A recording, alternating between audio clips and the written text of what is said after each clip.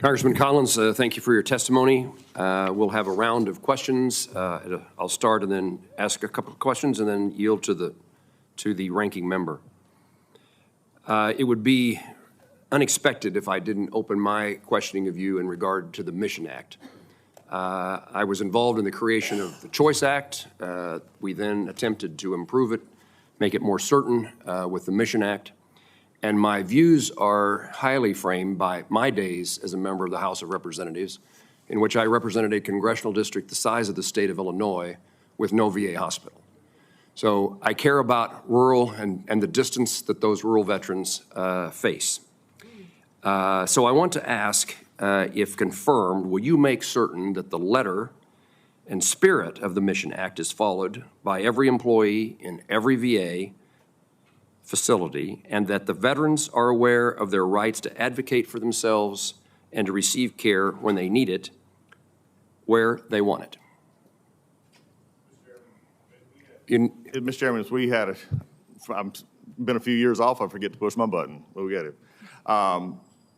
As we spoke in your office, there's no greater asset, and really you've hit at the very issue of why the VA exists. The VA does not exist in and of itself, it exists for the veteran.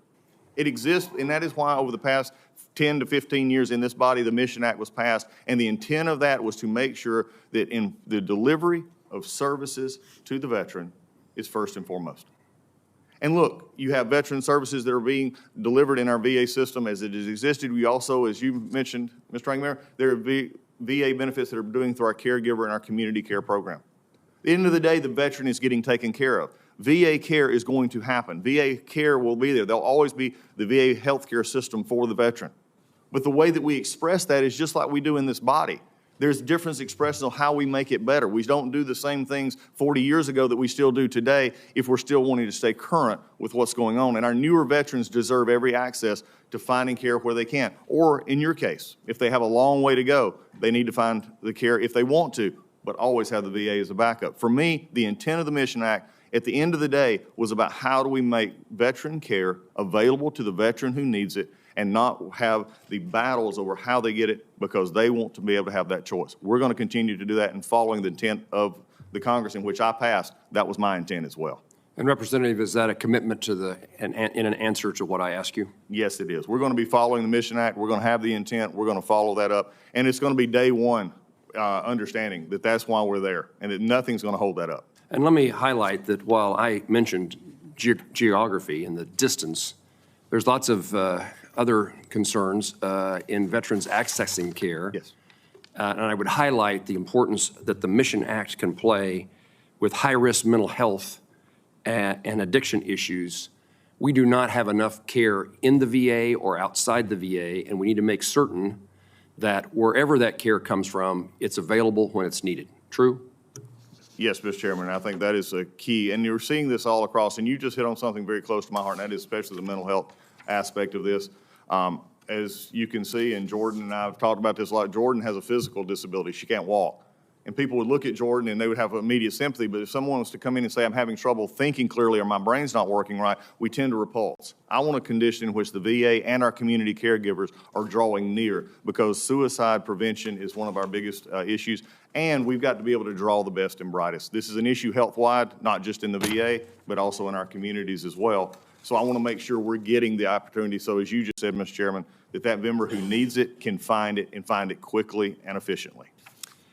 Let me talk about, for a moment, transition to civilian life. One of the most dangerous circumstances in the well-being of a member of our military who is soon to become a veteran occurs at that point in transition. It is a time in which there is a sense of loss of belonging, of camaraderie, of mission, of purpose. It is a time in which suicide ideation is more prevalent. And we have a requirement that the Department of Veterans Affairs and the Department of Defense cooperate in a program to properly assist military men and women as they depart active duty.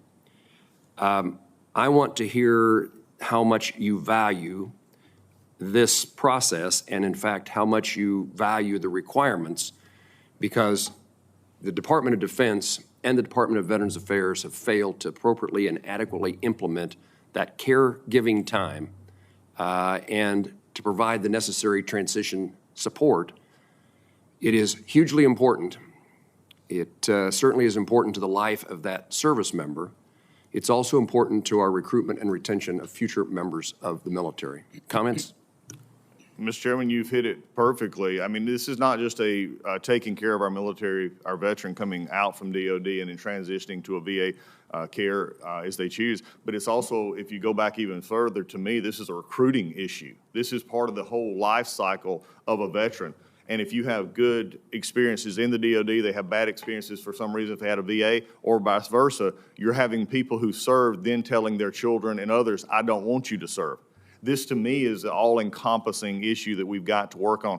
And as someone, especially as you talked about earlier, transitioning becomes that time in which, for some, they don't have that grounding anymore. They need that connection. And we've not done a good job of connecting the dots. One of the things that should disturb all of us in this room today is the 17 number that is often used to 17 veterans who die by suicide.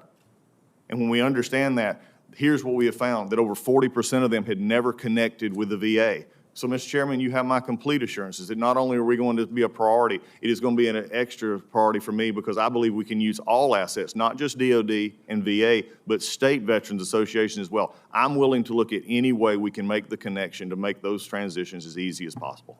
Mr. Collins, thank you.